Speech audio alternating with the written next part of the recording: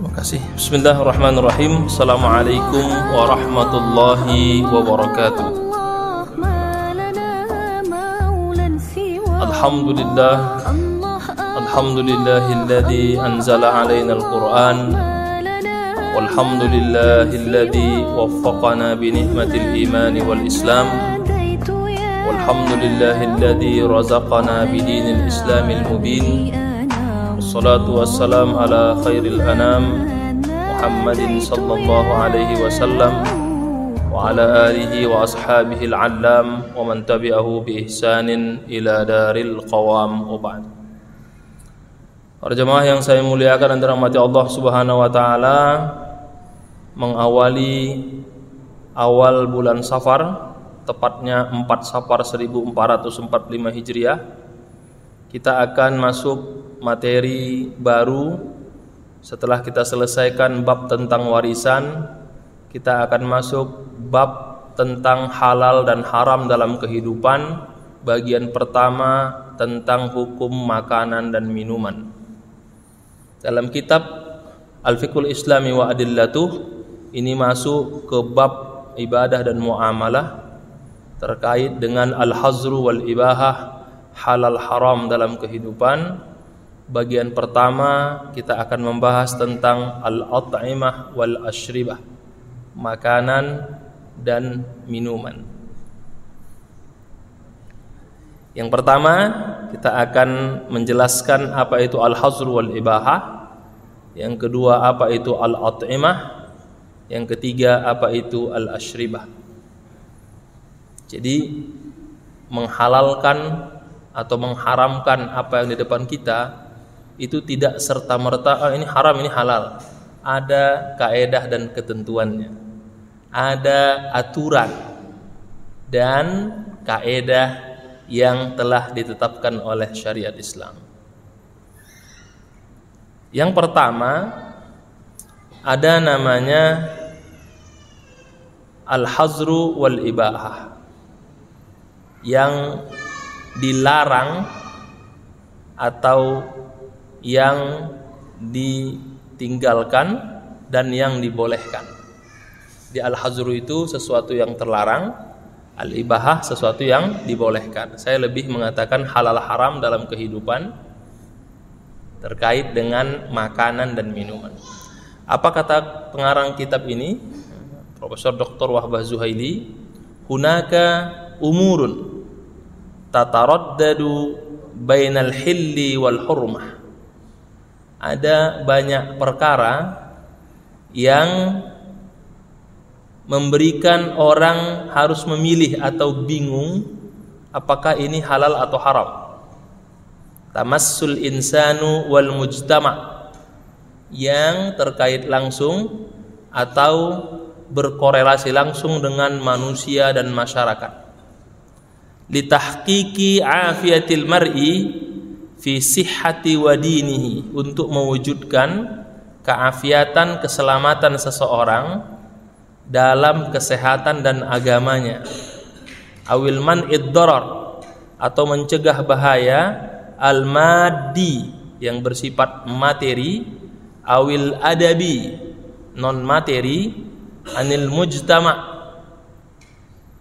dalam masyarakat, fil muamalat, dalam hubungan muamalah manusia dengan sesama manusia. Jadi ketika kita melangkah, tidak serta-merta, wah, bapak wuduknya enggak benar, enggak sah, bapak hidup sudah 50 tahun, begini wuduknya, berarti 50 tahun hidup bapak enggak sah. Begitu nanti.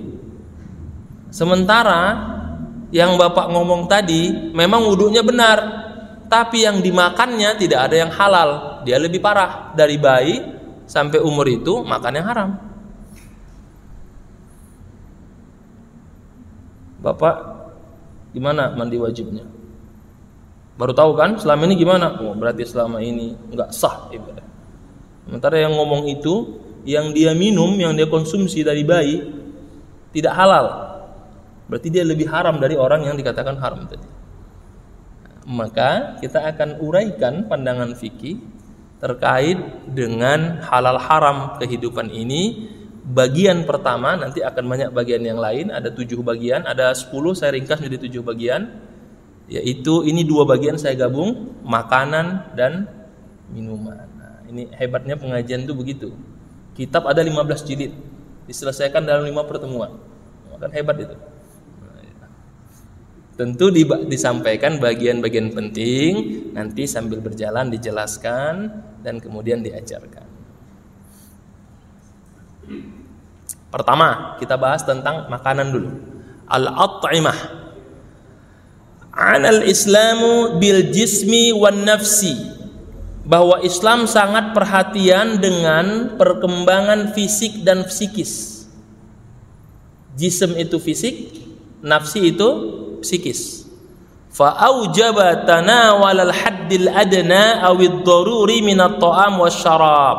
Maka dia wajib punya standar minimal atau standar yang paling utama dari yang penting-penting tadi terkait dengan makanan dan minuman. Lil huffazi 'alal hayah, untuk menjaga kehidupannya. Makanya kan ada standar primer, ada standar sekunder, ada standar tertier kan. Kalau primer itu utama, itulah minimal. Sandang, pangan, dan papan. Apa itu sandang? Ada yang tahu? Pakaian. Apa itu pangan? Makanan. Apa itu papan? Tempat tinggal. Kalau yang 3 itu saja nggak mampu, jangan berlagak sebagai suami yang harus dipatuhi mutlak dengan alasan surga di bawah telapak kaki suami. Itu aja nggak bisa dipenuhi. Standar minimal itu. Tempat tinggal nggak punya, makan seadanya, pakaian nunggu jatah lebaran, minta istri patuh luar biasa dengan alasan surga di bawah telapak kaki suami. Nggak bisa. Ada standar fikihnya. Wah, ini ustadznya kok nggak berpihak nih sama. Nanti kita bahas yang tentang laki-lakinya, tentang suaminya. Ada babnya ya. Baru standar sekunder. Dalam bahasa Arab al-hajiyah, yang melengkapi dari kebutuhan primer ad-darurah. Kenapa? Wadaf'ul halak adin nafsi, untuk mencegah kehancuran terhadap jiwanya.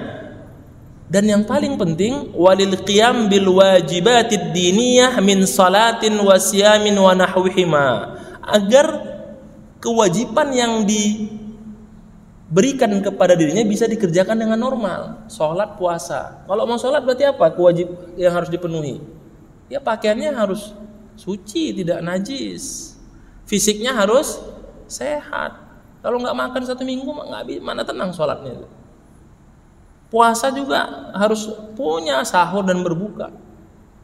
Kalau nggak sahur, nggak berbuka, gimana puasanya? Agar kehidupannya normal. Wa ma ada qadrud darurah yubahu tanawuluhu ma lam yasi ila haddil israf. Sedangkan yang sifatnya bukan wajib harus dipenuhi, hukumnya mubah, dibolehkan kita menikmatinya selama tidak israf, tidak tabzir. Wal i'tidal huwal matlub. Saya merahin, standar tengah atau wasati, istilah sekarang itu moderat, itulah yang dibutuhkan. Jadi kalau punya rumah ya cukup 1, tapi milik sendiri misalnya. Punya mobil 1, kalau 10 udah berlebihan, kasih sama yang nggak punya mobil. Makan juga ya 4 sehat 5 sempurna. Kalau sudah 9 sempurna, 10 sempurna, itu udah kelewatan. Jadi yang standarnya. Dan kalau merujuk ke dalam hukum negara, berarti pendapat fikih ini harus sesuai dengan KLH, kebutuhan KHL, kebutuhan hidup layak. Nah, bagaimana pandangan fikih dan bagaimana yang disebut dengan KHL dalam teori fikih, itu yang disebut dengan haddul adna, batasan minimal seseorang itu dikatakan cukup. Dan itu sudah sudah ada dalam standar Baznas, namanya haddul kifayah. Standar dikatakan dia cukup atau disebut dengan KHL berdasarkan pemerintah, kebutuhan hidup layak. Kita lihat jenis makanan, baru kita kaji ini. Anwa'ul at'imah, jenis makanan dan hukum tiap jenisnya. Al-ghizaul insani alladhi yu'kal naw'ani. Makanan yang dikonsumsi oleh manusia yang bisa dimakan ada dua jenis. Pertama nabati, yang kedua hayawani. Ada nabati, ada hewani. Aman nabat, yang sifatnya nabati, semuanya halal kecuali 3. 1 bernajis, 2 memabukkan, 3 berbahaya. Selama salah satu dari 3 ini tidak ada, maka semua tumbuhan halal. Nabati halal. Kenapa ganja haram? Karena memabukkan. Kalau nggak memabukkan, halal. Orang itu makanan tradisi di kampung kok. Kenapa makan kecubung haram? Karena membahayakan. Kalau nggak bahayakan, nggak ada masalah. Kenapa makan yang diperdebatkan waktu itu, kopi luwak, biji luwak itu haram? Karena najis, keluar dari kotoran hewan luwak, kan begitu. Meskipun nanti setelah itu dijelaskan perdebatan ulama, ada yang mengatakan halal, MUI mengatakan halal karena dia tidak langsung dimakan bijinya, tapi dalamnya yang dinikmati. Nah, itu karena dia bernajis. Jadi nabati itu dikatakan halal dalam kaidah fikih ini kecuali yang bernajis, memabukkan dan berbahaya. Fakulluhu halalun illa najas wal muskir wad dar. Aman najas, nabati yang bernajis. Apa itu? Yang tercampur dengan najis tidak boleh dimakan. Apa dasar Al-Qur'annya? A'udzubillahi minasyaitonirrajim wa yuharrimu 'alaihimul khaba'is. Allah mengharamkan sesuatu yang kotor dan menjijikkan. Jadi kalau sudah bercampur najis, haram untuk dimakan. Al-muskir, kalau memabukkan, jelas firman Allah apa? Rijsun min 'amalis syaiton fajtanibuhu. Itu amal syaitan, maka dijauhi. Sedangkan berbahaya maka tidak dihalalkan untuk dimakan, seperti kasummi, racun, dan wal mukhat, ingus yang kita makan itu, kecuali ketelan sendiri ya.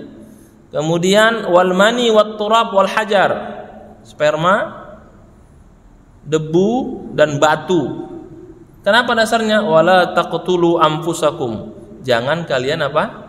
Membunuh diri kalian sendiri. Dan wala tulqu biaidikum ila tahlukah, jangan kalian memakan makanan yang akan menghancurkan diri kalian sendiri. Nah, itu dasarnya. Pertama bernajis, memabukkan dan berbahaya. Sedangkan hewan ada 2, ma'i wa barri. Hewan yang di air, hewan yang di darat. Sedangkan yang di air, fayahillu minhu samak bil ittifaq. Yang di air apa yang disepakati ulama? Ikan. Itu halal dimakan, termasuk ikan paus. Halal dimakan. Tapi dari 4 mazhab, mazhab Hanafi tidak menghalalkan ikan yang mati, mengambang. Ada kan yang ikan keracunan mati atau tiba-tiba terdampar, itu menurut mazhab Hanafi tidak halal, tapi 3 mazhab lain halal. Pernah kan tiba-tiba keracunan ya, sungai itu ikannya mati semua tuh. Ada kan? Atau dikena pukat itu mati semua ikannya. Menurut 3 mazhab, Maliki, Syafi'i, Hambali, halal. Mazhab Hanafi enggak. Disebut dengan at-tafi, mengambang di air bangkai ikan yang sudah mati. Tapi 3 mazhab mengatakan halal. Semua ikan halal, tapi yang mati mengambang tiba-tiba menurut mazhab Hanafi tidak halal. Alasannya takut itu berbahaya atau mengandung racun. Yang kedua, tadi sepakat yang semua di air itu halal, kecuali Imam Malik, dolphin, lumba-lumba itu makruh. Berarti ikan paus halal. Mau makan apa enggak itu urusan lain, tapi hukumnya halal. Dan pernah sahabat diceritakan itu pergi berdagang, pulang dari sana mereka membawa anbar, ikan paus, dibawa, Rasul tidak melarang, tapi Rasul tidak makan. Hingga hari kedua Rasul ditawarkan, tapi Rasul tidak makan. Kemudian tidak halal aklud dibda, memakan kodok atau kata menurut mayoritas ulama, kecuali mazhab Maliki boleh makan kata yang kecil, bancet itu ya. Nah, istilahnya bancet kalau di Sumatera itu. Mazhab Maliki mengatakan boleh, dasarnya karena Rasul tidak pernah memerintahkan untuk membunuh kata atau kodok, karena kalau dia boleh dimakan tentu ada larangan yang melarangnya, tapi tidak disuruh membunuh kan. Maka menurut mazhab Maliki, meskipun pendapatnya tidak begitu kuat, dia membolehkan, tapi mayoritas ulama mengatakan tidak halal. Yang menggunakan bisnis kodok tadi mengambil pendapat Maliki, karena Maliki mengatakan tidak dilarang. Jadi pendapat mazhab itu berpengaruh nanti kepada transaksinya kan, boleh atau tidak dan lain sebagainya. Kemudian kenapa mazhab Maliki membolehkan makan kata atau kodok tadi? Karena tidak ada teks yang secara tegas mengharamkan, yang nggak ada. Nah, jadi dalam teori hukum itu kan ada kaidah, selama tidak ada teks yang mengharamkan maka halal. Nah, tapi oleh tiga mazhab selain mazhab Maliki, Hanafi, Syafi'i, Hambali dianalogikan, karena dia diprediksi tidak orang tidak suka memakannya karena kotor dan sebagainya, maka diharamkan karena yusirul ismi jaz, jijik memakan. Tapi kalau nggak jijik kan nggak masalah. Oke, itu pendapatnya. Tapi kita mengambil mayoritas ulama apa? Haram ya, makan kodok dan lain sebagainya. Wa ammal barri, sedangkan hewan darat diharamkan makan bangkai, darah dan daging babi dan seluruh binatang meskipun halal jika disembelih tidak menggunakan nama Allah. Itu haram dimakan. Termasuk yang mati tercekik. Ini dari Al-Qur'an, saya terjemahkan supaya mudah dibaca. Al-munkhaniqah, tercekik, yang dipukul sampai mati atau yang terjatuh mati di tempat, wal mutaraddiyah, yang ditanduk mati di tempat, atau yang terbelah perutnya mati di tempat, atau habis dimangsa oleh hewan buas dan mati, tapi kalau dia belum mati disembelih maka menjadi halal. Wa fiha hayah fayahillu kullama zukira. Di misalnya menemukan sapi habis dipatuk ular misalnya, atau dimakan singa belum meninggal, nah, disembelih segera maka halal. Ada kan? Kalau ayam sakit disembelih maka halal. Terus hewan yang jatuh sudah mau meninggal disembelih maka halal. Nah, ini ketika disembelih menggunakan asma Allah maka yang tercekik, yang terpukul itu menjadi halal. Tapi kalau sudah mati meskipun dia halal maka menjadi haram karena mati sebelum disembelih. Diharamkan memakan hewan-hewan buas, serigala, singa, macan menurut mayoritas ulama. Tapi mazhab Maliki lagi-lagi mengatakan hukumnya makruh, enggak haram. Karena dia dilarang itu kan karena dia ganas. Kalau udah mati kan enggak ganas. Makruh, tidak sampai haram. Kemudian diharamkan juga hewan yang burung berkuku tajam pemangsa seperti elang. Tapi Maliki mengatakan boleh kecuali sepakat kelelawar. Itu 4 mazhab mengatakan hukumnya haram dimakan. Elang boleh nggak dimakan? Menurut mazhab Hanafi boleh. Tapi 3 mazhab mayoritas Hanafi, Syafi'i, Hambali nggak boleh. Elang yang berkuku tajam ya, elang dan lain sebagainya.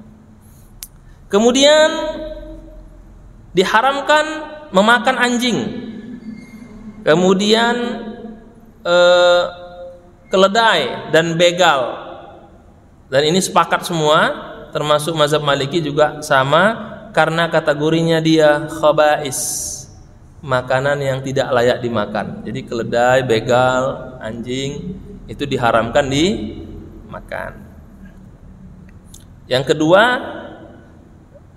anjing itu dianggap najis, sedangkan begal bukan begal, apa namanya? Kok begal itu yang ini penodong. Apa namanya itu? Keledai apa satu lagi? Al-baghol, apa keledai satu lagi apa itu? Keledai semacam kayak kuda poni kecil ya. Bighol, bahasa Indonesianya apa itu ya? Kalau begal salah ya. Hamir itu keledai. Lawan keledai itu adalah perpaduan antara kuda dengan keledai. Itu tidak dianjurkan untuk dimakan ya. Namanya baghol, kuda poni kalau kata orang itu, kemudian dengan keledai. Tapi karena anjing itu diharamkan, tapi kalau anjing laut menurut mazhab Maliki makruh, kan ada anjing laut ya. Nah, itu makruh karena kan di air. Kemudian diharamkan memakan hewan melata karena dia kecil. Seperti apa? Kalajengking, ular, kemudian tikus, kemudian semut, lebah. Kenapa diharamkan? Karena dia berbisa dan berbahaya, dan secara natural orang jijik memakannya. Nah, ini jadi masalah. Kalau di Sulawesi, Manado, kalau dia nggak jijik bisa dimakan kan? Jadi alasannya karena jijik dan berbahaya, maka diharamkan.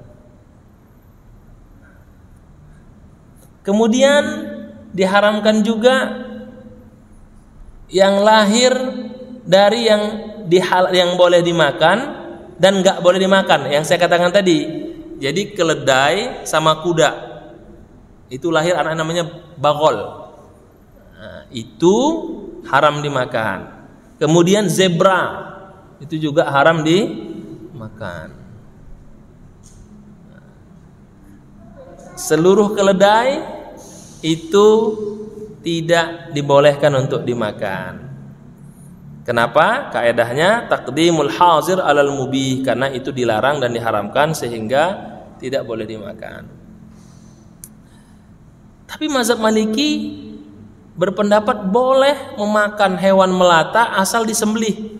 Jadi kalau makan kalajengking disembelih boleh, makan kumbang disembelih boleh, makan kecoa disembelih boleh, gitu ya. Karena menurut mazhab Hanafi patokannya sembelih, kalau nggak sembelih haram. Belalang boleh, makan ulat cacing boleh, gitu ya. Dan dibolehkan juga memakan ular jika dipastikan tidak beracun dan berbahaya tapi disembelih. Lagi-lagi pendapat mazhab Maliki agak berbeda dengan 3 mazhab mayoritas. Termasuk nanti kan terhadap anjing kan mazhab Maliki tidak mempersoalkan bersentuhan kan. Kalau kita kan harus sama. Nah, pemahaman-pemahaman seperti ini yang memang tidak familiar di negara kita, sehingga ketika ada berbeda langsung dikatakan aliran sesat, aliran berbeda.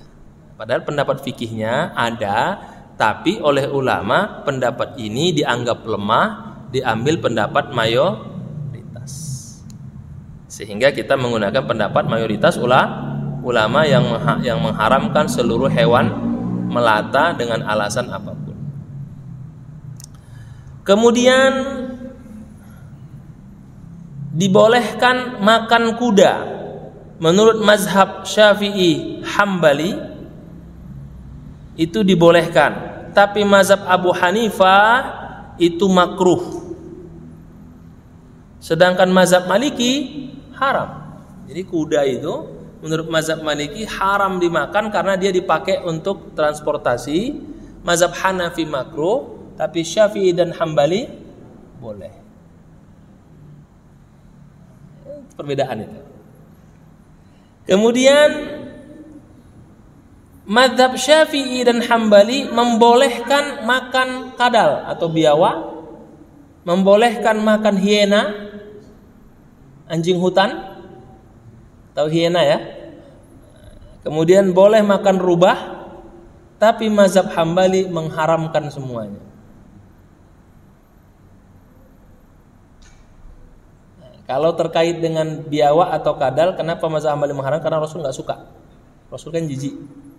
Tapi Rasul nggak mengatakan haram, tapi dia jijik, sehingga oleh mazhab Hambali dikatakan haram. Mazhab Syafi'i tidak, karena Rasul tidak mengatakan itu. Dan mazhab Hanafi sama, mengharamkan itu semua. Sedangkan Maliki membolehkan tapi dengan status makruh. Setiap hewan buas hukumnya makruh. Dan sepakat 4 mazhab, hewan ternak boleh dimakan. Apa itu? Sapi, unta dan kambing. Ini sepakat ya. Tidak ada mazhab yang berbeda. Boleh juga makan burung yang tidak berkuku tajam atau pemangsa. Apa itu? Merpati, itik atau bebek, itu masuk kategori unggas. Burung onta, angsa, burung puyuh, burung jambul, burung tiung, sejenis merpati, jenis burung, dan bulbul. Saya terpaksa membuka bolak-balik kamus karena kesulitan mencari artinya. Terus saya cek di bahasa Inggrisnya, saya cek juga di jenis burungnya ada. Ketika terjemahannya ada, saya cek di googling nggak ada, berarti terjemahan bisa jadi salah. Nah, ini untuk memahami kita, termasuk burung-burung yang bukan pemangsa berkuku tajam itu dibolehkan untuk dimakan. Jadi boleh makan merpati. Dan boleh memakan hewan liar, tapi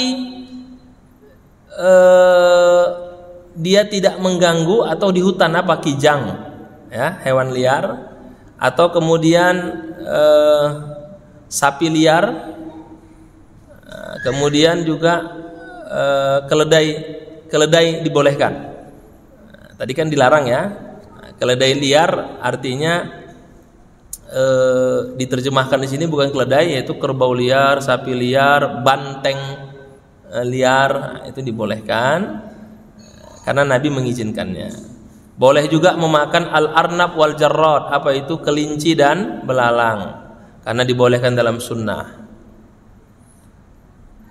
Cacing kalau dimakan terpisah hukumnya haram menurut mazhab 3 ulama, yaitu apa? Hanafi, Syafi'i dan Hambali.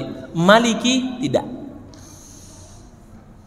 Pertanyaannya, kalau ulat di makanan, ulat di buah, ngengat di biji, atau di cuka, atau makan bersama bangkai, ada kan ulat-ulat itu juga tidak dianjurkan, bahkan diharamkan. Kenapa? Kalau tidak bisa dihindari maka dibolehkan. Jadi kalau Bapak makan apa itu, jeruk ada ulatnya ya, kemakan, itu boleh karena tidak bisa dihindari. Tapi kalau bisa ditamyiz, dihindari, maka hukumnya juga haram. Oke. Itu terkait dengan makanan ya. Makanan sudah clear. Jadi supaya dapat gambaran, alhamdulillah kita di Indonesia termasuk orang-orang yang nggak aneh-aneh lah ya. Alhamdulillah makannya normal-normal lah. Paling kalau cacing perdebatannya permin karena sakit tipes ya, udah jadi obat. Nah, itu tidak masalah, udah jadi obat masalahnya. Nah, kalau makan cacing langsung, tadi 3 mazhab mengharamkannya, kecuali mazhab Maliki hanya memakruhkannya. Sedangkan cacing di dalam ulat yang dimakan, yang ini ada belatung itu ya, nah itu kalau nggak bisa dihindari halal. Pernah nggak Bapak sekalian beli sayur isinya belatung? Ada pernah nggak? Enak dimakan, udah masuk, ada belatungnya gitu. Itu tidak haram karena kan kita nggak tahu. Oke, ada jamaah cerita, gimana itu udah masuk, udah enak banget, tapi udah selesai, banyak belatungnya. Jadi beruntunglah orang yang suka makan yang bening-bening, kelihatan langsung. Kalau nggak bening kan nggak ketutup, nggak kelihatan. Itu kasus ketika dia makan soto sama bersantan, makan sayur bersantan itu yang berwarna santan ya, udah makan enak, diserup pasti sama belatung semua pokoknya gitu ya. Nah, itu tidak diharamkan karena tidak bisa dan tidak. Tapi ketika makan sudah tahu itu ada belatungnya, itu haram jadinya. Karena dia bisa memisahkan. Minuman. Sepakat ulama bahwa makanan dan minuman dasarnya boleh selama tidak ada yang mengharamkannya. Air dari langit yang keluar dari bumi atau perasan dari kurma, dari bunga diperas ya dalam bentuk jus, maka itu hukumnya halal. Dan sepakat 4 mazhab, setiap minuman yang memabukkan sedikit atau banyak sudah dimasak atau yang masih orisinil hukumnya haram. Apa dasarnya? Setiap yang memabukkan haram, khamar, dan khamar itu hukumnya haram. Sedikit atau banyak, berefek atau tidak. Kalau dasarnya haram maka hukumnya haram. Tapi ingat, untuk dikonsumsi. Kalau dipakai untuk minyak wangi, 2 perbedaan. Pertama mengatakan haram karena itu memabukkan, yang satu mengatakan boleh karena tidak dikonsumsi. Tapi kalau pakai minyak wangi sampai orang bisa pingsan mabuk, itu haram. Minyak wanginya banyak ya. Ya, minyak nyong-nyong kata orang. Tapi itu 2 pendapat, karena menurut yang mengatakan boleh tidak dikonsumsi kan. Sementara yang alkohol diharam karena dikonsumsi. Itu ada perbedaan begitu. Kemudian diharamkan seluruh minuman yang beracun atau bernajis seperti darah, air kencing, susu dari hewan yang nggak boleh dimakan, susu kucing, ya, apalagi yang nggak boleh dimakan, susu beruang. Yang di Indomaret Pak Ustadz, yang di Alfamart itu namanya aja susu biasa. Oke. Itu semua susu dari hewan yang nggak boleh dimakan haram, tapi dari hewan yang boleh dimakan halal, dan susu manusia untuk anak bayi halal. Kalau tidak untuk anak bayi, ada 2 pendapat, ada mengatakan haram, ada yang mengatakan makruh.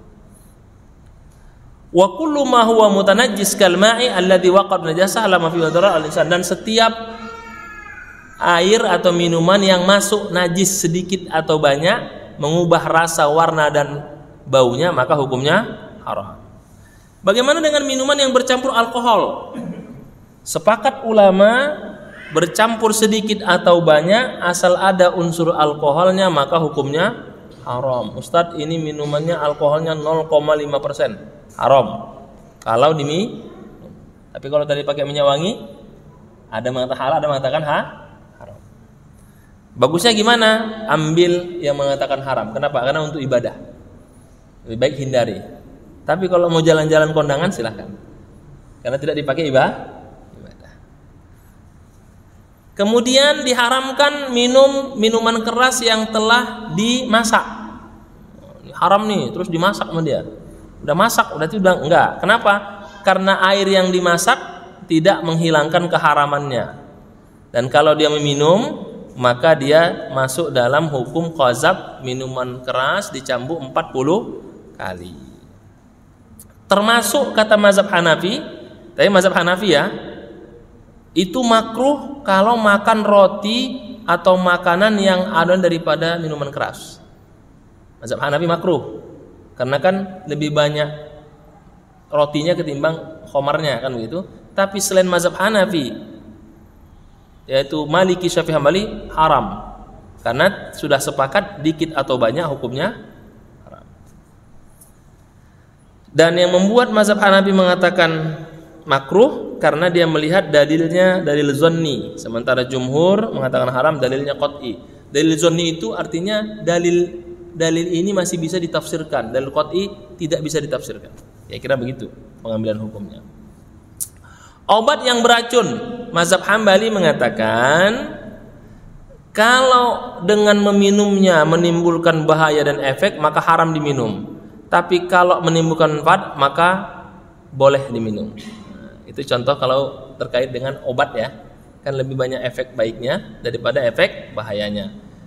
Termasuk narkoba, ternyata di rumah sakit itu digunakan untuk orang yang sakit sekali, biasanya dikasih narkoba supaya tidak merasakan sakit.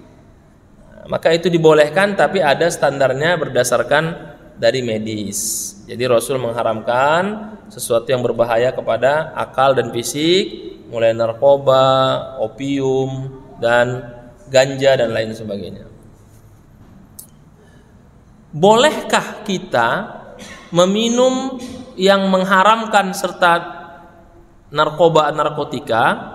Boleh kalau dalam keadaan darurat dan tidak ada pilihan lain, dan kalau tidak diminum akan membahayakan, atau untuk berobat kebutuhan medis, maka ulama sepakat dibolehkan. Tapi apa? Ad-darurah tuqaddaru biqadriha, sesuai dengan kebutuhannya dan sesuai dengan petunjuk dokter. Jadi ada standarnya. Kalau enggak tidak boleh. Wa yahillu isti'malul mukhaddar fil amalat jarrahiyah wa taskinul alam, dan dibolehkan pemakaian alkohol untuk operasi dan menghilangkan rasa sakit ketika disuntik, baik dengan cara minum atau dimasukkan atau ditelan. Nah, jadi ada kan yang namanya anestesia, itu kan isinya alkohol, kadang narkoba, dibolehkan untuk urusan kesehatan. Nah, tapi kalau nanti dokternya nggak amanah gimana Ustaz? Itulah oleh para ulama fikih perlunya tabibani muslimani, dua dokter yang muslim. Dan dalam kitab Ihya Ulumuddin, ilmu kedokteran dan ilmu matematika itu hukumnya fardu ain dipelajari. Jika satu kampung tidak ada yang tahu kedokteran dan matematika, berdosa semuanya. Tapi kalau ada satu yang ahli, maka yang lain gugur. Itu kata Imam Ghazali dalam kitab Ihya tentang Fadilatul Ilm, bahwa ada namanya ilmu fardu kifayah. Selama ini kan kalau ditanya fardu kifayah apa contohnya? Salat jenazah, dia tahu. Fardu kifayah. Kemudian khamar yang mengalami fermentasi. Sepakat kalau khamar yang berfermentasi selama tidak memabukkan hukumnya halal. Tapi kalau memabukkan hukumnya haram. Jadi lebih kepada fokusnya Pak, memabukkan atau tidak. Ada nggak khamar yang berfermentasi? Ada. Yang fermentasi ya. Kalau memabukkan haram, kalau tidak maka halal. Kemudian yang terkait dengan berubah menjadi kecut atau lain sebagainya, maka itu dibolehkan. Mazhab Hanafi mengatakan boleh meminumnya jika terkait dengan pengobatan atau perbaikan. Sedangkan mazhab Syafi'i mengatakan hukumnya haram jika terkait meminumnya sampai dia kenyang. Memberikan hadiah juga diharamkan, dan dikatakan makruh kalau terkait dengan kebutuhan yang melebihi yang diperbolehkan. Jadi medis mengatakan misalnya sampai 5 ml, dia ambil 6, maka hukumnya menjadi haram. Dan kalau difermentasi masih ada sisa sedikit tapi tidak memabukkan, nah, dikatakan hukumnya makruh. Tapi yang lain mengatakan hukumnya haram. Jadi apapun yang difermentasikan asal ada memabukkan maka hukumnya haram, apalagi dari sumber yang diharamkan. Madzhab Syafi'i dan Hambali itu tidak menghalalkan fermentasi khamar untuk kesehatan karena dia tidak suci kecuali darurat. Jadi gini, minuman khamar itu dibolehkan kalau darurat. Tapi kalau masih ada obat yang lain, maka hukumnya menurut mazhab Syafi'i Hambali haram. Nah, mazhab lain ada atau tidak ada asal darurat maka hukumnya boleh. Nah, jadi masalah ini juga yang menjadi perdebatan MUI ketika vaksin haji tahun masa SBY ya, tahun 2000-an. Ada vaksin babi udah dibeli, nggak ada pilihan, haji sebulan lagi, maka itu dipakai sebagai darurat. Tapi tahun depannya kan langsung dibeli vaksin dari Brazil yang tidak mengandung vaksin babi. Nah, jadi masalah darurat ini sah atau tidak itu dikembalikan kepada ulil amri. Nah, dalam hal ini kalau di negara kita, Majelis Ulama Indonesia masih ingat fatwa tentang vaksin corona ya, COVID, itu kan hanya apa itu yang halal itu, yang dari Cina itu, Sinovac yang halal, AstraZeneca, Pfizer, kemudian yang lain itu kan masih haram, tapi karena darurat difatwakan menjadi boleh. Nah, itu salah satu. Jadi yang menetapkan tentang darurat itu adalah pemerintah atau ulil amri. Kalau negara kita berarti Majelis Ulama Indonesia. Kemudian boleh enggak jus daripada anggur? Boleh. Nah, kalau memabukkan menjadi haram. Tapi kalau tidak enggak apa-apa. Bagaimana kalau haus luar biasa? Kalau enggak minum dia bisa meninggal. Maka di situ kata ulama boleh dengan catatan sekedarnya seteguk. Tapi kalau nambah lagi menjadi haram. Kira-kira begitu ya. Jadi ada standarnya. Saya kira itu penjelasan tentang beberapa poin. Ini menjadi guidance kita tentang hal haram dalam kehidupan. Ada yang telah Allah tetapkan, ada yang Allah berikan ketentuan. Untuk makanan tadi, selama tidak bernajis, tidak memabukkan dan tidak membahayakan, maka hukumnya halal. Untuk hewan tadi, selama tidak ada dalilnya, dikatakan boleh. Kalau ada dalilnya, maka dikatakan haram. Tapi ulama sepakat untuk hewan buas, hewan yang menjijikkan, hewan yang beracun dan hewan yang berkuku tajam hukumnya haram. Sedangkan minuman semua sepakat asal bukan beracun dan memabukkan maka minumannya menjadi boleh. Nah, itu kaidah-kaidah dasar terkait dengan hal haram untuk bagian pertama tentang makanan dan minuman. Semoga bermanfaat. Wallahu a'lam. Subhanakallahumma bihamdika asyhadu an la ilaha illa anta astaghfiruka wa atubu ilaik. Alhamdulillah alamin. Assalamualaikum warahmatullahi wabarakatuh.